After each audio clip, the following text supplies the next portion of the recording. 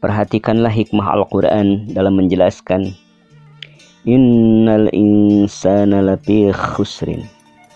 Sesungguhnya manusia itu berada dalam kerugian.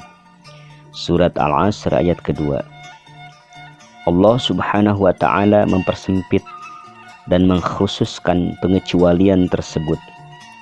Kemudian Allah berfirman, illal ladzina amanu wa amilus solihati wa tawassaw bil haqqi wa tawassaw bis sabr.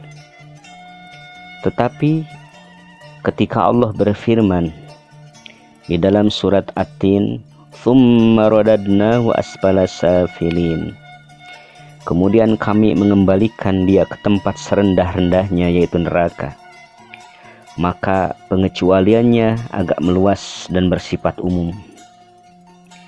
Kemudian Allah berfirman, kecuali orang-orang yang beriman dan mengerjakan amal soleh, maka bagi mereka pahala yang tiada putus-putusnya.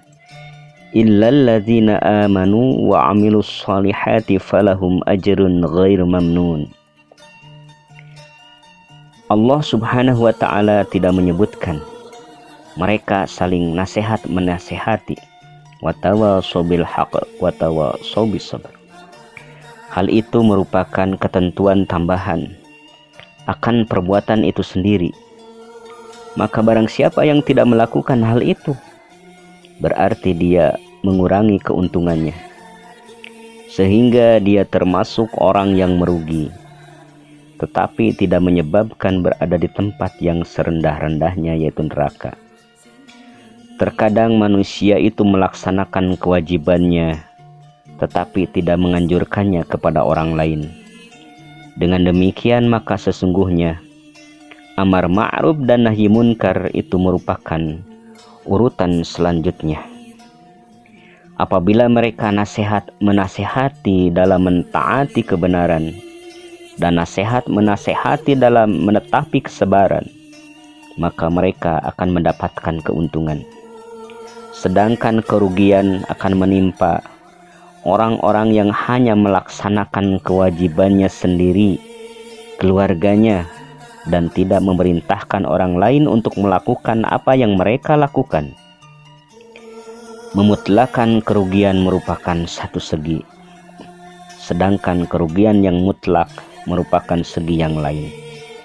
Allah hanya menyebutkan innal insana lafi khusrin.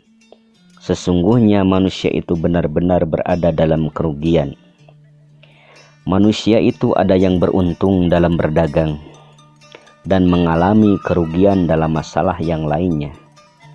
Terkadang dimutlakan kepadanya kerugian dan dia disebut orang yang merugi. Sebagaimana yang dapat kita perhatikan dari perkataan Ibnu Umar dalam kitab Sahih Al-Bukhari setelah hadis nomor 1324.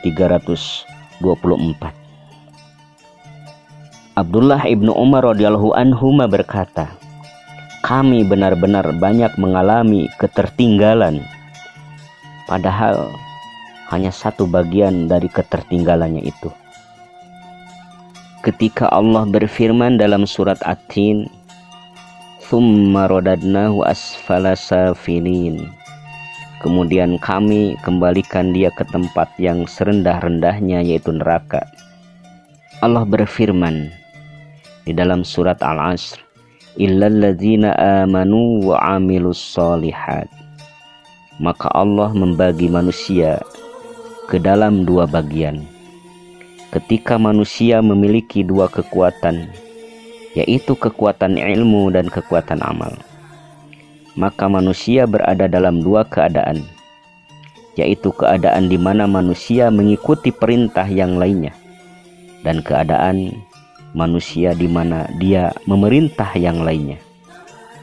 Allah subhanahu wa ta'ala mengecualikan orang yang memiliki kesempurnaan kekuatan ilmu dalam keimanannya dan kekuatan ilmu dalam amal soleh, dan dia tunduk kepada perintah yang lainnya yang menjadi kewajibannya untuk mengerjakannya, dan memerintahkan manusia yang lainnya yang berada dalam kerugian untuk mengerjakan apa yang dikerjakannya sehingga menjadi orang yang beruntung.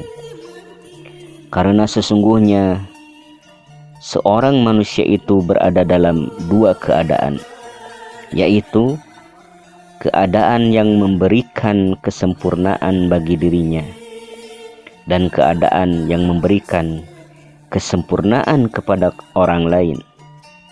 Kesempurnaan dirinya adalah kesempurnaan yang diberikannya berkaitan dengan dua hal, yaitu pengetahuan tentang kebenaran dan sabar akan kebenaran. Dengan demikian, maka ayat-ayat tersebut mencakup seluruh tingkatan kesempurnaan yang bersifat manusiawi, berupa ilmu yang bermanfaat, amal soleh, berbuat kebaikan kepada dirinya dengan ilmu tersebut kepada saudaranya, tunduk dan menerima nasihat orang yang memerintahkannya